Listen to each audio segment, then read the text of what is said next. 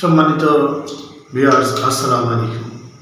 বোর্ডে নৈর্ব্যক্তিক অংশের একটি অঙ্ক 5/1/2 যোগ 3/1/2 সমান কত? অঙ্কটি করতে গেলে একটু সময় লাগবে।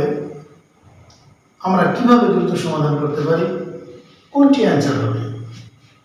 আমরা মুখে মুখে চিন্তা করি। এখানে 1/2 মানে অর্ধেক, 1/2 মানে অর্ধেক। এখানে বলছি 5 পূর্ণ, এখানে বলছি 3 পূর্ণ, তাহলে 5 এবং 3 এটা পরিপূর্ণ।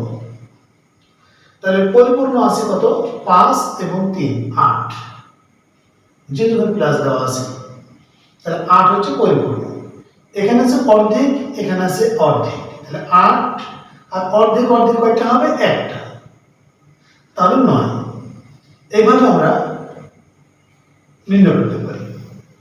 আবার আরেকটা বলতে পারি, এখানে আছে 5.5 টাকা, এখানে আছে 3.5 টাকা, তাহলে 5.5 টাকা এবং 3.5 টাকা কয় টাকা হবে? 9 টাকা।